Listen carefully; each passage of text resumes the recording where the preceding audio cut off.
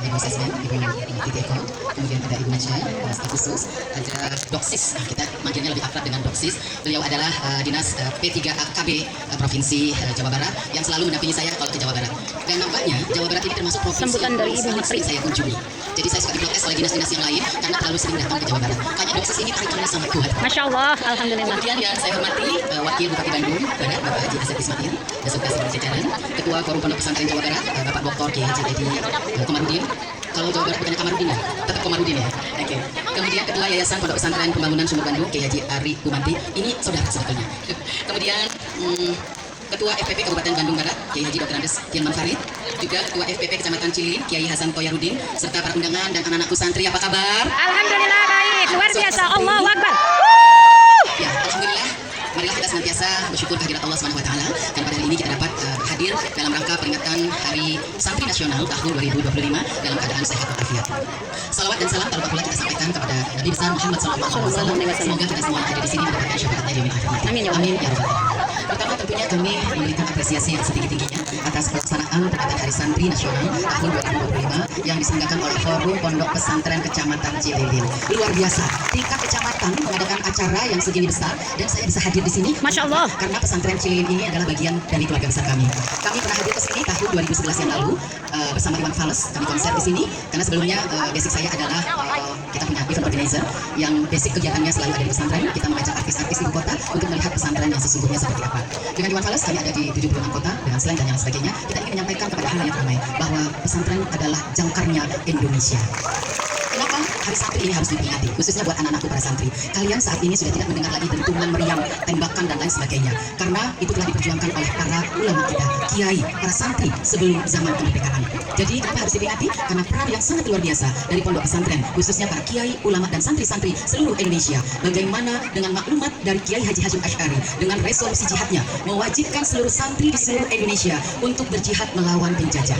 Alhamdulillah kita sudah merdeka dan hari ini kita sudah menikmati 80 tahun kemerdekaan Indonesia. Jadi peringatan Hari Santri ini salah satunya adalah untuk mengenang jasa dari para pahlawan, para kiai, para ulama, para santri yang telah memperjuangkan kemerdekaan Indonesia. Nah, pada hari ini apa yang harus dilakukan oleh anak-anakku? Sebagai santri, kalian harusnya bangga dan bersyukur. Kenapa? Bunda ketika memasuki pesantren jadi teringat mungkin sekitar 40 tahun yang lalu. Bunda posisinya seperti anak-anakku sekarang ini, berada di Pondok Pesantren Asy-Syafi'iyah Jakarta. Pesan Bunda untuk anak-anakku yang sekarang menjadi santri di Pondok Pesantren Pembangunan Sumur Bandung, nikmati proses yang sedang kalian alami. Peraturan di pesantren kesannya memang membatasi kebahagiaan kita. Benar nggak? Betul. Benar nggak? Betul. Lagi enak-enak tidur, dibangunin. Ya. Lagi ingin makan enak, harus prihatin. Bunda dulu juga mengalami seperti itu. Mungkin Bunda lebih prihatin daripada anak-anakku. Karena dulu kita di pondok itu kalau makan pakai stick, tau nggak stick itu menghapus. Dan itu tahu, karena saking tipisnya gitu loh. Tapi kita semua sehat-sehat. Karena apa? Keberkahan yang kita dapatkan di pondok pesantren. Apa bedanya? Anak-anakku sekolah di pesantren dan tidak di pesantren. Kalau di sekolah umum, mungkin bisa dihitung guru-guru yang mendoakan kalian. Tetapi di pondok pesantren, ilmu kalian itu bersambung, ada sanatnya, jelas runtutannya ke siapa. Yang kedua, setiap malam para kiai, ustadz-ustadzah berdoa mendoakan kalian semua. Jadi bukan hanya orang tua kalian, tetapi para guru ustadzah yang berada di sini ikut mendoakan semoga ilmu yang kalian dapatkan manfaat barokah fid dharain. Siapa tahu nanti 2045 ada menteri dari lulusan Pondok Pesantren Cililin. Ada yang jadi pengusaha, Amin. jadi gubernur, Amin ya Allah. jadi dokter. Amin. Amin. Wah, saya bangga sekali Amin. Kapolsek Cililin, seorang perempuan yang pasti semangatnya luar biasa. Amin. Sekarang juga ada presiden dari Amin. Pondok Pesantren ini. Kita Amin. tahu, saya juga nggak tahu kenapa saya bisa jadi menteri. Tapi pastinya ini merupakan proses yang mungkin sudah saya jalani dan juga ini adalah takdir dari Allah Subhanahu wa taala. Ibu bapak sekalian dan anak-anakku, oleh karena itu tetaplah semangat untuk menuntut ilmu. Kalianlah masa depan bangsa Indonesia. Tahun 2045, 100 tahun Indonesia mau seperti apa ada di tangan kalian semua. Oleh karena itu Bapak Presiden Prabowo Subianto, saya melihat beliau begitu teramat sangat mencintai anak-anak Indonesia. Seluruh program prioritas daya manusia khususnya anak-anak. Program prioritas beliau ada sekolah rakyat. Karena beliau nggak ingin ada anak-anak Indonesia yang tidak bisa mendapatkan pendidikan. Ada cek kesehatan gratis. Beliau tidak ingin ada anak Indonesia yang sakit. Yang ketiga adalah MBG. MBG ini karena Pak Presiden tahu bahwa untuk Indonesia ke depan maka generasi muda ini harus diperkuat, bukan hanya dari segi intelektualnya saja, tapi dari segi fisiknya juga. Jadi Bapak Presiden sekarang ini ketika program MBG ini sebetulnya bukan karena hanya janji politik beliau.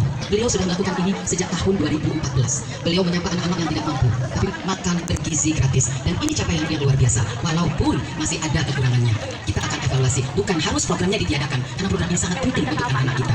Nah pada hari ini saya melanjutkan daya dari Bapak Presiden melalui Kementerian Kelautan dan Perikanan Indonesia khusus untuk pesantren pembangunan namanya Pondok Pesantren P3SB. Pembangunan Sumur Batu. Saya menyampaikan Sumur Bandung, Sumur Batu. Kalau Sumur Batu rumah saya di Cepaka